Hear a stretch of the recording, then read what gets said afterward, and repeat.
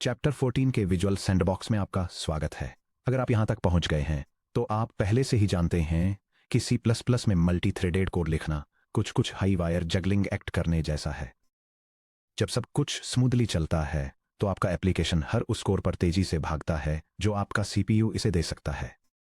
लेकिन जब कोई थ्रेड बॉल गिरा देता है, या उससे भी बदतर, जब टू थ्रेड्स बिल्कुल एक ही नैनोसेकंड के हिस्से में बिल्कुल एक ही बॉल को कैच करने की कोशिश करते हैं, तो चीजें इस तरह से खराब होती हैं कि उन्हें डिबग करना बेहद मुश्किल हो सकता है। कंकरेंट कोड इतना ट्रिकी क्यों होता है? क्योंकि इंसानी दिमाग नेचुरल तरीके से सीक्वेंशियल थिंकर होते हैं। हम कोड को लाइन बाय लाइन ऊपर से नीचे पढ़ते हैं, लेकिन आपके मल्टी कोर प्रोसेसर को हमारे सीक्वेंशियल इनट्यूशन से कोई फर्क नहीं पड़ता। यह थ्रेड्स के बीच फ्लिप करता है, इंस्ट्रक्शंस को रीऑर्डर करता है और हर सेकंड मिलियंस ऑफ साइकिल्स की स्पीड से CPU कैशेज के अंदर और बाहर डेटा को शटल करता है। कंकरेंसी में मास्टर बनने के लिए आपको बस STD थ्रेड या STD म्यूटेक्स जैसी APIs को रटने की जरूरत नहीं है। आपको इस बात का एक मजबूत मेंटल मॉडल चाहिए कि वास्तव में हार्डवेयर के अंदर क्या चल रहा है। इस सेक्शन में हम क्लियर ASCII आर्ट ब्लूप्रिंट्स का यूज करके वह मेंटल मॉडल बनाने जा रहे हैं। हम थ्रेड एग्जीक्यूशन टाइमलाइंस को ट्रेस करेंगे, read modify write data races को रजिस्टर अपडेट्स तक समझेंगे, म्यूटेक्स सिंक्रोनाइजेशन बैरियर्स को एक्सप्लोर करेंगे और एक सिंक्रोनाइज्ड प्रोड्यूसर कंज्यूमर क्यू का मैप तैयार करेंगे। आखिर में हम इन कॉन्सेप्ट्स को dynamic ELF layout, CMake target structures और प्रोजेक्ट लेआउट्स से वापस कनेक्ट करेंगे जिन्हें हमने बुक में पहले बनाया था। अपनी पसंदीदा गर्म ड्रिंक उठाइए और मुझे आपको CPU मल्टीथ्रेडिंग के इनर मैकेनिक्स समझाने दीजिए। Section break, hardware cores versus OS time slime slicing. इससे पहले कि हम थ्रेड कोलिजन्स में गहराई से जाएं, आइए ये एस्टेब्लिश करें कि CPU एग्जीक्यूशन वास्तव में अंडर द हुड कैसे काम करता है। आपका सिस्टम मल्टीपल थ्रेड्स को रन करने के 2 डिस्टिंक्ट तरीके यूज करता है: ट्रू हार्डवेयर पैरेललिज्म और pre-emptive software time slicing.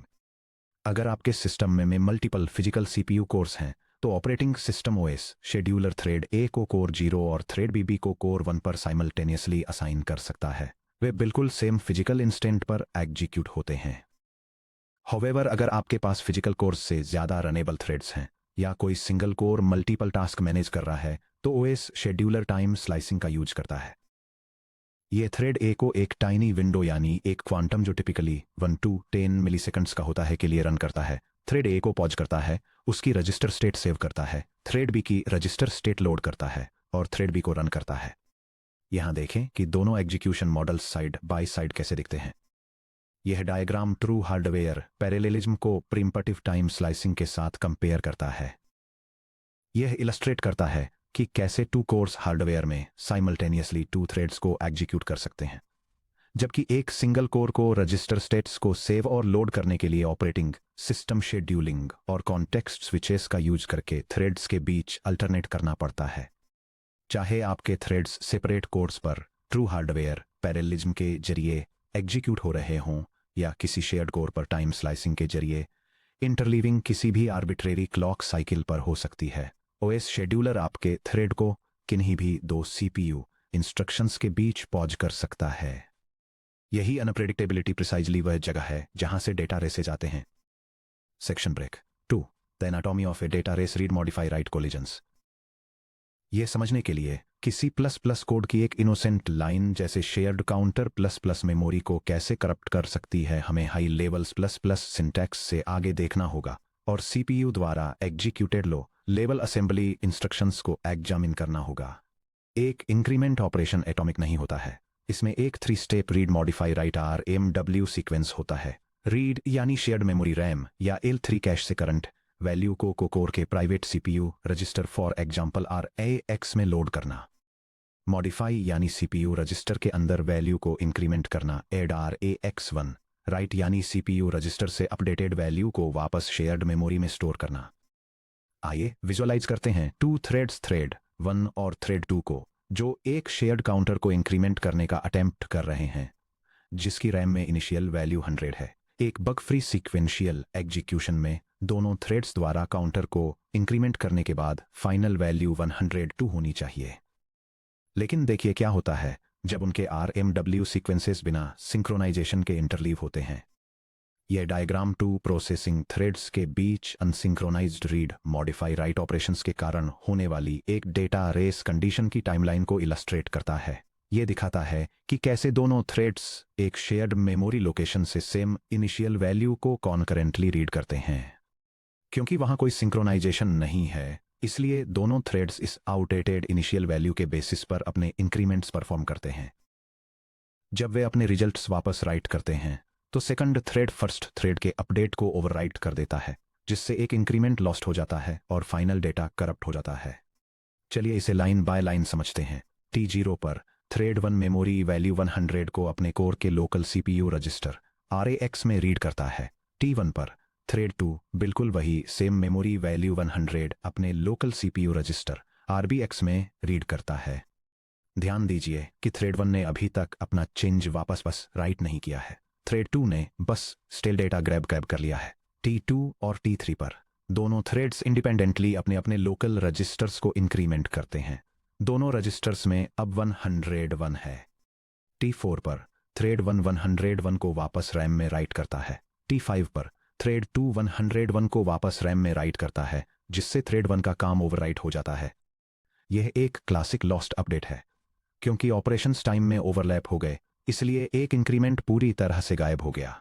Imagine कीजिए कि आप इस लूप को 8 वर्कर थ्रेड्स पर 1 मिलियन बार रन कर रहे हैं। आपका फाइनल काउंट 8 मिलियन के आसपास भी नहीं पहुंचेगा। Section break. Comparative flow charts, unsynchronized interleaving versus mutex synchronization. अब जब हमने हार्डवेयर रजिस्टर्स को देख लिया है, तो चलिए थोड़ा पीछे हटते हैं और कंपेयर करते हैं कि सिंक्रोनाइजेशन के साथ और उसके बिना आपके प्रोग्राम में डेटा कैसे फ्लो होता है। नीचे side by side 2 execution flow charts दिए गए हैं। लेफ्ट साइड में हम अनसिंक्रोनाइज्ड एग्जीक्यूशन देख सकते हैं, जिससे मेमोरी करप्शन होता है। राइट साइड में हम देखते हैं कि कैसे एक म्यूटेक्स यानी म्यूचुअल एक्सक्लूजन बैरियर लगाने से थ्रेड्स शेयर्ड रिसोर्स के एक्सेस को सीरियलाइज करने पर मजबूर हो जाते हैं, जिससे आपका डेटा सही सलामत रहता है। यह डायग्राम अनसिंक्रोनाइज्ड थ्रेड इंटरलीविंग और म्यूटेक्स सिंक्रोनाइजेशन के बीच का डिफरेंस दिखाता है। अनसिंक्रोनाइज्ड एग्जांपल में 2 थ्रेड्स बिना किसी कोऑर्डिनेशन के एक शेयर्ड रिसोर्स को कंकरेंटली रीड, मॉडिफाई और राइट करते हैं, जिससे लॉस्ट अपडेट और डेटा करप्शन होता है। सिंक्रोनाइज्ड एग्जांपल में एक म्यूचुअल एक्सक्लूजन लॉक ये एंश्योर करता है कि एक समय में सिर्फ 1 थ्रेड ही शेयर्ड रिसोर्स को एक्सेस कर सके और दूसरे थ्रेड को लॉक रिलीज होने तक क्यू में वेट करने के लिए फोर्स करता है। यह गारंटी देता है कि अपडेट्स सीक्वेंशियली परफॉर्म किए जाएं, जिससे डेटा इंटीग्रिटी बनी रहती है। म्यूटेक्स लॉक के दौरान क्या होता है? जब thread 2 mutex dot lock call करने की कोशिश करता है, जबकि थ्रेड 1 के पास पहले से लॉक है, तो ऑपरेटिंग सिस्टम इंटरवीन करता है। कर्नल ट्रैप या fast path failure. Modern Linux systems पर जो फ्यूटेक्स यानी एक फास्ट यूजर स्पेस म्यूटेक्स का यूज करते हैं, थ्रेड 2 यूजर स्पेस में एक एटॉमिक मेमोरी लोकेशन को चेक करता है। चूंकि थ्रेड 1 के पास लॉक है, इसलिए यह एटॉमिक टेस्ट फेल हो जाता है। Context switch. थ्रेड 2 एक सिस्टम कॉल इश्यू करता है और कर्नल स्पेस में चला जाता है। इस थ्रेड 2 को रनिंग स्टेट से ब्लॉक्ड या वेटिंग स्टेट में ट्रांजिशन कर देता है और उसके थ्रेड कंट्रोल ब्लॉक TCB को उस म्यूटेक्स से जुड़े एक स्लीप क्यू में रख देता है। एग्जीक्यूशन रिलिंक्विश्ड। कोर 1 थ्रेड 2 पर क्लॉक साइकिल्स वेस्ट करना बंद कर देता है और किसी दूसरे रेडी प्रोसेस या आइडल स्टेट पर स्विच कर जाता है। वेकअप। जब thread 1 mutex dot unlock call करता है, तो यह कर्नल को नोटिफाई करता है। इस थ्रेड 2 को स्लीप क्यू से वापस रेडी क्यू में मूव कर देता है। कोर 1 थ्रेड 2 को वापस रनिंग स्टेट में कॉन्टेक्स्ट स्विच करता है और उसके रजिस्टर कॉन्टेक्स्ट को रिस्टोर करता है, ताकि वह फ्रेश डेटा 101 के साथ अपने RMW साइकिल को सेफली एग्जीक्यूट कर सके। Section break. The synchronized producer consumer pipeline.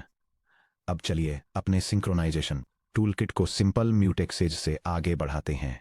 Modern C++ graphics इंजनों, ऑडियो प्रोसेसर्स और मल्टी कोर गेम आर्किटेक्चर्स में थ्रेड्स अक्सर एक प्रोड्यूसर कंज्यूमर पाइपलाइन में काम करते हैं।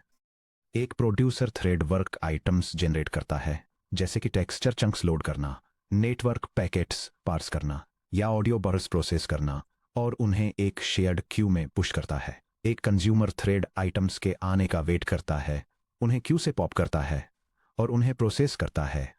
इसे बिना CPU साइकिल्स वेस्ट किए एक constant while true spin loop में एफिशिएंटली कोऑर्डिनेट करने के लिए हम एक स्टैंडर्ड म्यूटेक्स को एक स्टैंडर्ड कंडीशन वेरिएबल के साथ पेयर करते हैं। यहाँ एक thread safe producer consumer pipeline का आर्किटेक्चरल ब्लूप्रिंट दिया गया है। यह डायग्राम एक थ्रेड सिंक्रोनाइजेशन मॉडल को इलस्ट्रेट करता है जो शेयर डेटा क्यू और कंडीशन वेरिएबल के साथ प्रोड्यूसर कंज्यूमर पैटर्न का यूज करता है। प्रोड्यूसर थ्रेड डेटा जनरेट करता है, नए आइटम को इंसर्ट करने के लिए शेयर्ड क्यू को सेफली लॉक करता है, इसे अनलॉक करता है और वेटिंग कंज्यूमर को सिग्नल देता है। कंज्यूमर थ्रेड अवेलेबल डेटा को चेक करने के लिए क्यू को लॉक करता है। अगर क्यू एम्प्टी है तो ये लॉक को रिलीज कर देता है और सो जाता है। प्रोड्यूसर से सिग्नल मिलने पर कंज्यूमर वेकअप होता है, क्यू से डेटा रिट्रीव करता है, लॉक को रिलीज करता है और इंफॉर्मेशन को प्रोसेस करता है। Condition underscore variable colon wait call का लाइफ साइकिल। चलिए ब्रेक डाउन करते हैं कि क्या होता है जब कंज्यूमर थ्रेड को एक एम्प्टी क्यू मिलती है। Lock ownership. Consumer STD mutex का एसटी यूनिक लॉक एक्वायर करता है। Predicate check. Consumer lambda condition को इवेल्युएट करता है। Capture by reference return not queue dot empty. Sleep में जाना वेट। अगर क्यू एम्प्टी है तो सीवी वेट लॉक एटॉमिकली 3 अलग ऑपरेशंस परफॉर्म करता है। यह म्यूटेक्स को अनलॉक करता है ताकि प्रोड्यूसर इसे एक्वायर कर सके। यह कंज्यूमर थ्रेड को सस्पेंड करता है जिससे यह कंडीशन वेरिएबल की वेट क्यू में चला जाता है। यह सीपीयू कोर को छोड़ देता है। Signal delivery. प्रोड्यूसर क्यू पर डेटा पुश करता है, म्यूटेक्स लॉक को रिलीज करता है और सीवी नोटिफाई 1 कॉल करता है। वेकअप और री एक्विजिशन। कर्नल कंज्यूमर थ्रेड को जगाता है। वेट से वापस आने से पहले consumer thread automatically mutex lock को दोबारा एक्वायर कर लेता है। री इवैल्यूएटिंग प्रेडिकेट। कंज्यूमर कंडीशन को दोबारा चेक करता है। अगर यह खाली नहीं है तो यह सेफली टास्क को पॉप करता है, म्यूटेक्स को अनलॉक करता है और आइटम को प्रोसेस करने के काम में लग जाता है। कंडीशन वेरिएबल्स का यूज करने से स्प्यूरियस वेकअप्स, जहां एक थ्रेड बिना किसी नोटिफिकेशन के अनब्लॉक हो जाता है, से बचाव होता है और यह गारंटी मिलती है कि काम जैसे ही अवेलेबल होगा वैसे ही प्रोसेस हो जाएगा, वो भी स्पिन लॉक में आपके सीपीयू का 100% वेस्ट किए बिना। Section break 5। Synthesizing the visual ecosystem, connecting the dots. एक इफेक्टिव C+ सिस्टम्स ऑथर बनने के लिए आपको मल्टीथ्रेडिंग को एक अलग टॉपिक की तरह नहीं देखना चाहिए। यह सीधे तौर पर इस बात से कनेक्टेड है कि हमारा पूरा रनटाइम स्टैक कैसे कंपाइल, लिंक और ऑर्गेनाइज होता है। चलिए हम अपने कॉन्करेंसी मॉडल्स को वापस उन 3 फाउंडेशनल विजुअल सिस्टम्स से कनेक्ट करते हैं जिन्हें हमने पहले के चैप्टर्स में बनाया था। यह डायग्राम C++ कॉन्करेंट प्रोग्रामिंग के लिए एक कॉन्सेप्चुअल मैप की तरह काम करता है जो मेमोरी लेआउट, थ्रेड एग्जीक्यूशन और प्रोजेक्ट स्ट्रक्चर के बीच के रिलेशनशिप को दिखाता है। यह एक्सप्लेन करता है कि कैसे मेमोरी को immutable code, shared read write data जो रेस कंडीशंस के लिए वल्नरेबल होता है और थ्रेड सेफ लोकल स्टोरेज में डिवाइड किया जाता है। इसके बाद यह डेमॉन्स्ट्रेट करता है कि कैसे प्रोड्यूसर और कंज्यूमर थ्रेड्स अलग अलग हार्डवेयर कोर्स पर रन करते हैं और म्यूटेक्स और कंडीशन वेरिएबल्स का यूज करके एक शेयर्ड बफर के एक्सेस को सिंक्रोनाइज करते हैं। फाइनली यह एक मल्टी थ्रेडेड एप्लीकेशन को कंपाइल करने के लिए एक स्टैंडर्ड प्रोजेक्ट डायरेक्टरी स्ट्रक्चर और बिल्ड कॉन्फ़िगरेशन को आउटलाइन करता है। Dynamic ELF memory mapping chapter 7.8। Chapter 7.8 में वापस हमने एक्सप्लोर किया था कि dynamic ELF binary format system memory में कोड और वेरिएबल्स को कैसे अरेंज करता है। ग्लोबल और स्टैटिक वेरिएबल्स डॉट डेटा या .bss सेगमेंट्स में रहते हैं। क्योंकि हर प्रोसेस में इन सेगमेंट्स की सिर्फ एक कॉपी होती है, इसलिए हर थ्रेड इन वेरिएबल्स के लिए बिल्कुल सेम मेमोरी एड्रेस शेयर करता है। अगर मल्टीपल थ्रेड्स बिना सिंक्रोनाइजेशन के इनमें राइट करते हैं तो आप सीधे उसी डेटा रेस कंडीशन में फंस जाते हैं जिसे हमने सेक्शन 2 में विजुअलाइज किया था। Thread local storage TLS variables specialized .t data और .tbss सेगमेंट्स में रहते हैं। OS और डायनेमिक लिंकर हर थ्रेड के लिए इन सेगमेंट्स का एक यूनिक इंस्टेंस एलोकेट करते हैं। थ्रेड लोकल का यूज करने से हर थ्रेड को अपना प्राइवेट वर्कस्पेस मिल जाता है जिससे म्यूटेक्सेस की जरूरत पूरी तरह से बाईपास हो जाती है। CMake target blueprints chapter 11.8। Chapter 11.8 में हमने clean CMake dependency graphs construct किए थे। जब आप C++ में high performance multi threaded targeteds build कर रहे हों तो आप किसी मेक लिस्ट्स .txt को टारगेट बाउंड्रीज के पार सिस्टम थ्रेडिंग प्रिमिटिव्स को एक्सप्लिसिटली डिस्कवर और लिंक करना चाहिए। यह बिल्ड कॉन्फ़िगरेशन स्क्रिप्ट डिफाइन करती है कि कंकरेंट ऑपरेशंस को हैंडल करने के लिए स्टैटिक लाइब्रेरी को कैसे कंपाइल करना है। यह सिस्टम पर रिक्वायर्ड थ्रेडिंग लाइब्रेरीज को ढूंढती है और उन्हें थ्रेड पूल के सोर्स कोड से लिंक करती है। जब आप सीमेक बिल्ड जे एट रन करते हैं तो सीमेक एक टारगेट डिपेंडेंसी ग्राफ का यूज करके कंपाइलेशन प्रोसेस को पैरेललाइज कर देता है, जो बिल्ड टाइम के दौरान आपके सीपीयू कोर्स को बिल्कुल उसी तरह से सैचुरेट कर देता है जैसे हमारा थ्रेड पूल रन टाइम पर कोर्स को सैचुरेट करता है। Production directory organization chapter 12.8।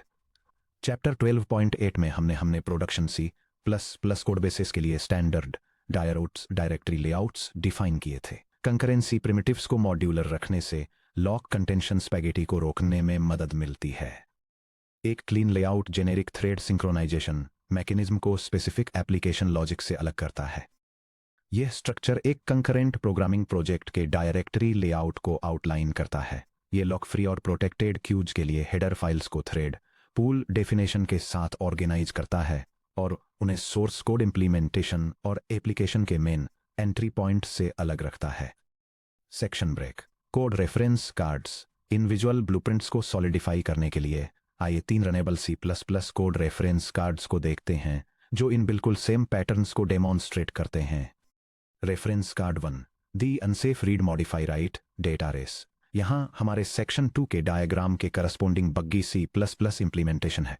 इस कोड को रन करने से अनडिफाइंड बिहेवियर और इनकरेक्ट फाइनल काउंट्स मिलते हैं। ये C+ program 2 concurrent threads launch करके एक डेटा रेस कंडीशन डेमोन्स्ट्रेट करता है जो बिना सिंक्रोनाइजेशन के एक शेयर्ड ग्लोबल काउंटर को इंक्रीमेंट करने का ट्राई करते हैं। क्योंकि रीड, मॉडिफाई और राइट ऑपरेशंस ओवरलैप करते हैं, अपडेट्स लॉस्ट हो जाते हैं, जिसके रिजल्ट में एक अनप्रेडिक्टेबल फाइनल काउंटर वैल्यू मिलती है जो एक्सपेक्टेड टोटल से कम होती है। Section break. Reference card 2, mutex synchronization barrier STD scope lock. यहाँ modern C++17 ST scope lock RAII based locking का यूज करके बनाया गया फिक्स्ड वर्जन है जो म्यूचुअल एक्सक्लूजन को एनफोर्स करता है और सेक्शन 3 में हमारे डायग्राम से मैच करता है। ये C++ प्रोग्राम डेमोन्स्ट्रेट करता है कि मल्टीपल थ्रेड्स और एक म्यूचुअल एक्सक्लूजन लॉक का यूज करके एक शेयर्ड काउंटर को सेफली कैसे इंक्रीमेंट किया जाए। यह 2 कॉन्करेंट थ्रेड्स को स्पॉन करता है जो बार बार एक सिंगल ग्लोबल काउंटर को इंक्रीमेंट करते हैं। रेस कंडीशंस और डेटा करप्शन को प्रिवेंट करने के लिए प्रोग्राम एक स्कोप लॉक का यूज करता है ताकि यह एंश्योर किया जा सके कि किसी भी दिए गए मोमेंट पर केवल वन थ्रेड ही वैल्यू को मॉडिफाई कर सके। बोथ थ्रेड्स के एग्जीक्यूशन फिनिश करने के बाद प्रोग्राम फाइनल सिंक्रोनाइज्ड टोटल को आउटपुट करता है। Section break. Reference card 3, thread safe producer consumer queue. Finally यहां उस सिंक्रोनाइज्ड प्रोड्यूसर कंज्यूमर पाइपलाइन का फुल इंप्लीमेंटेशन है जिसे हमने सेक्शन 4 में विजुअली मैप किया था, जिसमें std म्यूटेक्स और std कंडीशन वेरिएबल का यूज किया गया है। यह C++ प्रोग्राम एक प्रोड्यूसर और कंज्यूमर थ्रेड को कोऑर्डिनेट करने के लिए स्टैंडर्ड लाइब्रेरी थ्रेडिंग कंपोनेंट्स का यूज करके एक thread safe Q implementation demonstrate करता है। प्रोड्यूसर थ्रेड रेगुलर इंटरवल्स पर क्यू में टास्क पुश करता है, जबकि कंज्यूमर थ्रेड डेटा रेसेस और CPU आइडलिंग को रोकने के लिए म्यूटेक्स लॉक्स और कंडीशन वेरिएबल्स का यूज करके इन टास्क को सेफली रिट्रीव और प्रोसेस करता है। Section break. Wrapping up. Mental models great engineers बनाते हैं। कंकरेंसी को ब्लैक मैजिक की तरह फील होने की जरूरत नहीं है। जब भी आप मल्टी थ्रेडेड कोड लिखते हैं तो एक सेकंड लेकर विजुअलाइज करें कि अंडर दी हुड क्या हो रहा है। Core execution. क्या मेरे थ्रेड्स हार्डवेयर कोर्स पर साइमल्टेनियसली रन हो रहे हैं या OS शेड्यूलर द्वारा टाइम स्लाइस किए जा रहे हैं। RMW cycles. क्या ये शेयर्ड वेरिएबल राइट एटॉमिकली हो रहा है या यह read leads to modify leads to write registers में ब्रोकन डाउन है। Lock boundaries. क्या मेरा क्रिटिकल सेक्शन सिर्फ मिनिमम नेसेसरी वर्क को कवर करता है जिससे बॉटलनेकिंग प्रिवेंट होती है और साथ ही डेटा रेसेज से बचा जा सकता है। Signalling barriers. क्या मैं स्पिन लूप में CPU साइकिल्स बर्न करने के बजाय std कंडीशन वेरिएबल के साथ क्लीनली स्लीप कर रहा हूं। जैसे जैसे हम आगे बढ़ेंगे इन ASCII डायग्राम्स को अपने डेवलपर टूलकिट में रखें। आने वाले चैप्टर्स में हम पैरेलल एग्जीक्यूशन, कोर सैचुरेशन और सिंक्रोनाइजेशन बैरियर्स के इन्हीं एग्जैक्ट कॉन्सेप्ट्स को लेंगे और उन्हें CPU मल्टीथ्रेडिंग से GPU पर मैसिव हार्डवेयर पैरेललिज्म तक स्केलेंगे।